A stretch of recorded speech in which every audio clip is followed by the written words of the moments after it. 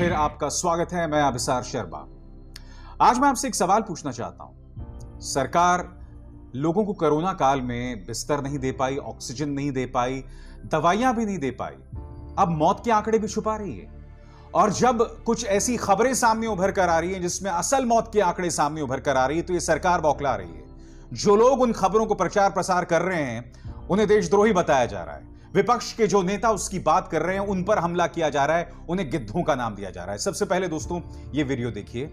यह है उत्तर प्रदेश के प्रयागराज का वीडियो। इस वीडियो में आप देख सकते हैं कि किस तरह से कफन को नोचा जा रहा है, क्योंकि दिक्कत क्या है कि लोगों को लकड़ियां तक नहीं मिली जलाने के लिए शवों को। अब उन्होंने अपने परिजनों के शवों को जमीन में दफन कर दिया, रेत में दफन कर दिया।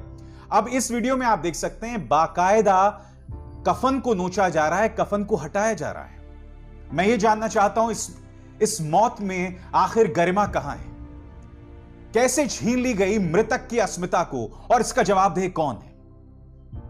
और अब न्यूयॉर्क टाइम्स की इस खबर ने बवाल कर दिया है। यह खबर जो 2 दिन पहले आई थी, इस पर राहुल गांधी ने ट्वीट किया, मगर राहुल गांधी की ट्वीट से पहले मैं आपको बतलाना चाहूंगा कि वो खबर क्या है।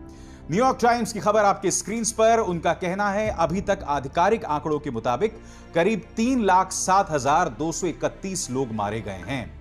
मगर न्यूयॉर्क टाइम्स में जो अपनी पड़ताल की है उसने 3 आंकड़े पेश किए हैं। सबसे पहले कम से कम कितने लोग मारे गए होंगे? आपके स्क्रीन पर वो आंकड़ा है 6 लाख। यानी कि सरकारी आंकड़ा जो दावा कर रहा है उससे डबल लोग मारे गए होंगे अगर हम कम से कम का आंकड़ा माने।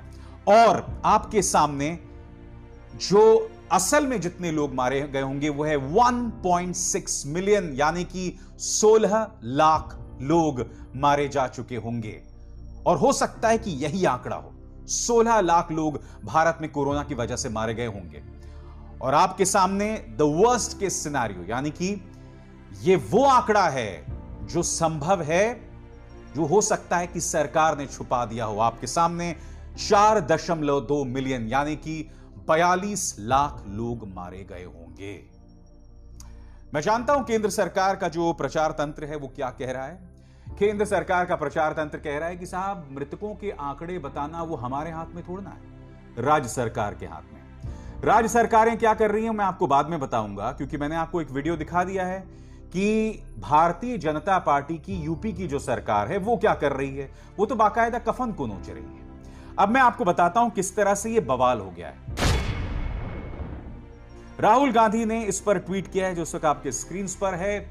Numbers don't lie, government of India does. यानी कि आंकड़े झूठ नहीं बोलते, भारत सरकार झूठ बोल रही है। इस पर स्वास्थ्य मंत्री, जो वैसे तो कुछ काम नहीं करते हैं, जिनकी अब तक कोई जवाबदेही तय नहीं की गई है, जिनका अब तक इस्तीफा मांग लेना चाहिए था मगर अब तक ऐसा कुछ नहीं हुआ है, वो क्या कह रहे हैं? लाशों पर राजनीति, कांग्रेस स्टाइल। पेड़ों पर से गिद्ध भले ही लुप्त हो रहे हों, लेकिन लगता है कि उनकी ऊर्जा धरती के गिद्धों में समाहित हो रही है। राहुल गांधी जी को दिल्ली से अधिक न्यूयॉर्क पर भरोसा है। लाशों पर राजनीति करना कोई धरती के गिद्धों से सीखे। हर्षवर्धन जी, मैं आपको बताता हूं कि क्यों नहीं हमें भारत सरकार पर विश्वास है। 3 राज्यों का जिक्र करना चाहूंगा और तीनों पर बीजेपी की सरकार है। उत्तर प्रदेश में तो ऑक्सीजन मांगने वालों पर एफआईआर दर्ज किया गया। मैंने आपको वीडियो दिखाया दोस्तों। अब प्रयागराज के घाटों में बाकायदा कफन हटाया जा रहा है ताकि लोगों को यह ना पता चल सके। और क्या आप भूल सकते हैं कि किस तरह से गोरखपुर में बाकायदा एक बैनर लगाया गया था और उस बैनर में यह लिखा गया था कि वीडियो ना बनाएं घाटों का, जहां अंतिम संस्कार हो रहे हैं उसकी तस्वीर ना लें, क्योंकि उससे हिंदू धर्म आहत होता है। यानी कि इस तरह से आप लोग आंकड़ों को दबा रहे हैं हिंदू धर्म का इस्तेमाल करके। और फिर इन्होंने अपने पालतुओं का इस्तेमाल किया। लंदन के नेहरू सेंटर में इन्होंने एक लेखक को तैनात कर दिया था जिसका नाम था अमीश त्रिपाठी। एक जमाने में ये बहुत अच्छी किताबें लिखा करते थे, मगर इस वक्त ये सिर्फ इस सरकार के चाटुकार हैं। इन्होंने बाकायदा ट्वीट किया था कि अगर मीडिया जो है वो घाटों पर जो अंतिम संस्कार हो रहा है उसकी तस्वीर लेगा या उसका वीडियो उतारेगा तो उससे आत्माओं को मोक्ष हासिल करने में दिक्कत पेश आएगी। अमीश त्रिपाठी, तुम्हें थोड़ी सी भी शर्म नहीं आती? इतनी सी भी शर्म नहीं आती? जब उसी तरह से वो कुत्ते रेत को खोदकर उन लाशों को खाते हैं, तो क्या उससे आत्मा को मोक्ष हासिल होता है? जब हिंदू को मजबूर होकर अपने परिजन का शव दफन करना पड़ता है, क्या उससे आत्मा को मोक्ष हासिल होता है? ये लोग किस तरह से जनता को मूर्ख बनाते हैं दोस्तों, मेरी समझ के बिल्कुल परे है। इनको शर्म भी नहीं आती है ये लोग किस कदर से लोगों को झूठ बनाते हैं या बुद्धू बनाते हैं। और मुझे खुशी है कि 2 राज्य जो हैं, अब वो लोग ये बीड़ा उठा रहे हैं कि जो असल मौतें हुई हैं और जो आधिकारिक मौतें हुई हैं, उसमें जो डिस्कनेक्ट है, हम उस पर पड़ताल करने वाले हैं। और वो कौन से 2 राज्य हैं, उसके लिए 2 शहरों पर आपको गौर करना पड़ेगा। झारखंड के मुख्यमंत्री हेमंत सोरेन और राजस्थान के मुख्यमंत्री अशोक गहलोत। मैं आपको बतलाना चाहूंगा कि हेमंत सोरेन ने क्या ट्वीट किया है आपके स्क्रीन पर। हम अपने मृतकों को लावारिस मान नहीं बहाएंगे, ना दफनाएंगे, बल्कि उन्हें उनके पूरे रीति रिवाज एवं धार्मिक मान्यताओं के अनुरूप सम्मान पूर्वक विदाई देंगे। इसके लिए हम हर दुखी परिवार को हर संभव सहायता देने आए हैं और आगे भी देंगे, ताकि कुछ लोग आपदा को अवसर में ना बदलें। आगे क्या कहते हैं, हम निष्पक्ष ऑडिट कर यह जानना चाहते हैं कि क्या सरकारी आंकड़े जमीनी हकीकत से भिन्न हैं। इससे हमें इस त्रासदी से प्रभावित हर परिवार की पहचान कर उन्हें जरूरी सभी सामाजिक सुरक्षा कार्यक्रम से जोड़ जीवन सुरक्षित करने में मदद मिलेगी। साथ ही ये आंकड़े हमें अपनी स्वास्थ्य सेवा को सुदृढ़ करने में मदद मिलेगी।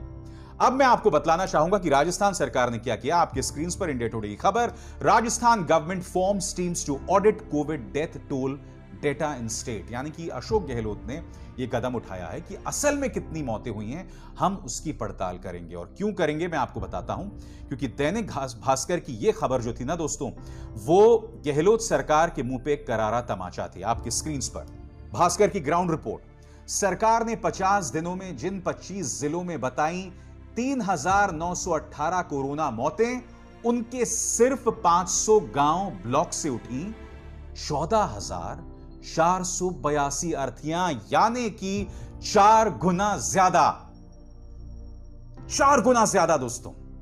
और ये वो राजस्थान है दोस्तों जो पिछले साल जब कोरोना आया था तब भीलवाड़ा मॉडल की बात कर रहा था। यह आपके सामने हकीकत दोस्तों। इस तरह से मौतों को छुपाया जा रहा है। क्या हमारी सरकार को थोड़ी सी भी शर्म नहीं आती? बिहार और उत्तर प्रदेश में देखिए दोस्तों, वहां तो लाशों को बहा दिया है गंगा में और उन आंकड़ों की कोई पड़ताल नहीं है।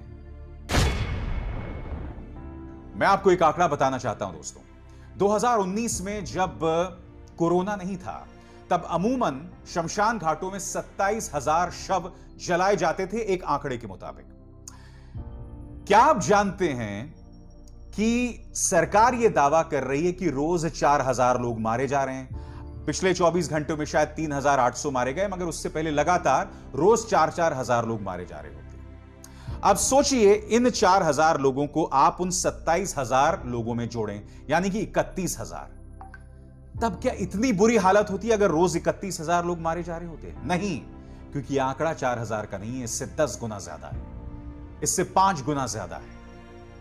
लाशों को नदियों में बहाया जा रहा है, लाशों को जलाया भी नहीं जा रहा है, लाशों को कुत्ते चबा रहे हैं, उन्हें लावारिस छोड़ दिया गया है। आज मैं सरकार से सवाल पूछना चाहता हूं कि कृपया जो मर गए हैं उनकी तौहीन ना करें। और इसमें सबसे ज्यादा गुनाहगार उत्तर प्रदेश, बिहार सामने उभर कर आ रहा है। और यहां पर सरकारें किसकी हैं? आज मैं चुनौती देना चाहता हूं योगी आदित्यनाथ को, आज मैं चुनौती देना चाहता हूं नीतीश कुमार को, आज मैं चुनौती देना चाहता हूं विजय रूपाणी को, इन 3 मुख्यमंत्रियों को। क्या आप हेमंत सोरेन और अशोक गहलोत की तरह मौतों का ऑडिट कराएंगे या नहीं कराएंगे? बताइए, क्या आप में हिम्मत है, या एक बार फिर आप मौतों के आंकड़ों को इसी तरह से दरकिनार कर देंगे? यह सवाल आप पर है दोस्तों, क्योंकि जब आप मौत का आंकड़ा छुपाते हैं ना, तो जो लोग कोरोना से मारे गए हैं उन परिवारों को कुछ सुविधाएं मिलनी चाहिए, वो सुविधाएं नहीं मिलती, नंबर 1। नंबर 2, जैसे मैं लगातार कह रहा हूं, मौत के बाद एक मृतक और उसके परिवार को इज्जत मिलनी चाहिए, वो इज्जत तक हम नहीं दे रहे हैं। ऐसे में आप समझ जाइए कि मृतकों के आंकड़ों को दबाना कितना बड़ा गुनाह है। और सुनिए सरकार में आज जो दूसरा मुद्दा मैं आपके सामने लेकर आया हूं कि किस तरह से सरकार जो है ट्विटर पर, सोशल मीडिया प्लेटफॉर्म्स पर और जो ओटीटी प्लेटफॉर्म्स है मसलन नेटफ्लिक्स